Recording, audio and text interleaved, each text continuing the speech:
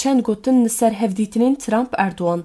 Kurdistan dezgiyeva. Di serdema serokatiya Joseph Biden de Serokkomarê Tirkiye qet li qesra spî hevdîtinek şexsî nekir û têkilî pir aloz bûn. Aloziyên siyaseta derve di navbera her du hevalbendan de jî pir zêde bûn. Xistina droneke Tirkiyeyê li ser Sûriyê ji aliyê Pentagonê ve di cotmeya 2023 de bû sembola van nokokiyan. Parastina leşkeriya stratejîk a Rusyayê bû çavkaniyeke din a nokokiyan. Wezareta Xezineyê ya Dewletên Yekbûyî pêşîgef li gelek şirketên Tirk xwar û dûre jî ceza li wan ferz kir. Projeya santrala hêza nukleerî ya Akkuyû ya stratejîk rastî êrişê hat.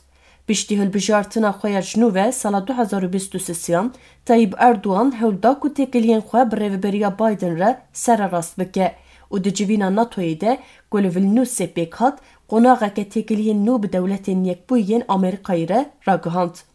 Lêbelê ji nû ve destpêkirina têkiliyên bi rêveberiya berê ve bi ser neket.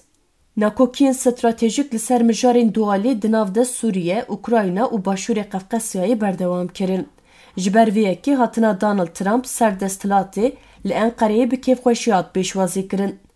Hêviyên mezin li ser wî hatin danîn ji bo lihevkirina li ser rakirina cezayên Katsê, çareserkirina pirsgirêka Kurd li Sûriyeyê û çareserkirina nakokiya Ukraynayê ku siya xwe da ser armancên navbênkariyê yên Stenbolê û gef li ser windayiyên darayî ji bo şîrket û bankayên Tirkiye xwar. Trump di cihde amadebûna xwe ya hevkariyê bi Tirkiye re nîşanda û Erdogan wekî dostê xwe bi nav kir.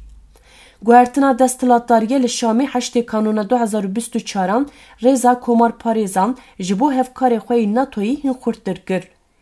Ji wê demê ve wî di axaftinan de bi berdewamî bibîrxist ku Erdogan di desteserkirina desthilatdariya Şamê de bi ser ketiye. Ev yek jî nîşan dide ku muxalefeta alîgirê Tirkiye li Sûriye serdest e. İnisiyatîfên aştiyê yên Trump li Ukraynayê ji hêla Erdogan ve bi germî hatin pêşwazî kirin. Herçend Stenbol destpêkê hat başguhkirin û şêwirmendiyên yekem ên di navbera Wezareta Derve ya Rusyayê û Wezareta Derve ya li Riyadê pêk hatin jî Tirkiye di demek Kurd de dîsa statûya xwe ya navbênkar bi dest xist. Du dewreyên danûstandinan li ser vegerandina têkiliyên dîplomatîk di navbera Dewletên Yekbûyî û Rusyayê de li Stenbolê hatin nedarxistin.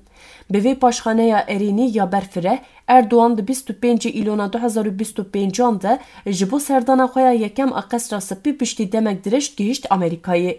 Daxuyaniya Trump derbarê cezayên ku wî bixwe ji bo kirîna pergala parastina hewayî S-400 ên Rûsî ji aliyê Tirkiye ve ferz kirine li Tirkiye geşbîniyek çêkir. Donald Trump di bersiva pirseke li ser îhtimala rakirina cezayan de got ger em civîneke baş bikin ev dikare pir zû hema tavîlê çê bibe. Rojnamevanên Tirk nîşana balafirê li ser lepê Trump dîtin. Lêbelê yekser piştî civîna 2 saatan aşkere bû ku tur rekeftinên ciddî nehatine kirin. Di civîna çapemeniyê de Trump diyar kir ku ji bo bidawîkirina peymana F-35 divê Erdogan tiştekî ji bo wan bike. Ev tiştek berbiçav e. Komarparêz berdewam kir. Tiştê herî baş ku ew dikare bike ev e ku dev ji kirîna petrolê ji Rusyayê berde. Hêjayê gotinê ye ku petrola Rusyayê bi qazê ji sedî not ji îtixalata petrolê ya Tirkiye pêk dîne. Di rewşek krîzek darayî û enflasyonê de herçend sivikkirî be jî lê dîsa jî berdewam dike û her wiha têkoşîna dijwartir a di navbera Rayadar û Partiya Gel a Komariya Muxalefetê de encamên aborî û siyasî ji bo Erdogan zêde nayên nirxandin.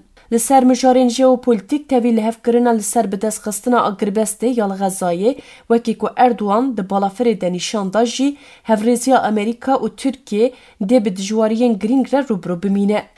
Herçend Serokkomarê Tirkiye ısrar dike ku Hamas û çareseriyeke aştiyane ji bo pêvçûna Xezayê peyda bike jî Trump bi vebijarkekê leşkerî razî ye. Helwesta Serokkomarê Amerîkayê li ser Hamasê hêdî bi pêşketiye. Herçend berê ew piştgiriya diyalogê bi koma Filîstînê re dikir jî niha wî ji bo ji holêrakirina wê destûr daye û bi bêdengî piştgiriya dagirkirina Xezayê ji hêla İsraîlê ve dike. Ne tesadüf e ku Trump biryara 10 welatên Rojavayî ya ji bo naskirina serxwebûna Filîstînê di civata giştiya Neteweyên Yekbûyî de rex nekir. Berovajiyê vê Erdogan pêşwaziya ev kiryar kirin. Li gor Tirkiyeyê tenê encama Erênî ya kêm zêde berbiçav a hevdîtinên qesra spê hişyariya li ser hevkariya nukleerî ya sivîl bû. Piştî temamkirina projeya Akkuyiyê, rayedarên Tirkiye dixwazin du santralên din ên nukleerî li Trakya û Sinopê ava bikin. Şîrketên Koreya Başûr û Rosatomê alaqeya xwe nîşan dane. Herçend derbarê projeyan da biryar nehatibin dayîn jî, şîrketên Amerîkî şanseke wan heye ku bi Moskov û Seûlê re pêşbaziyê bikin.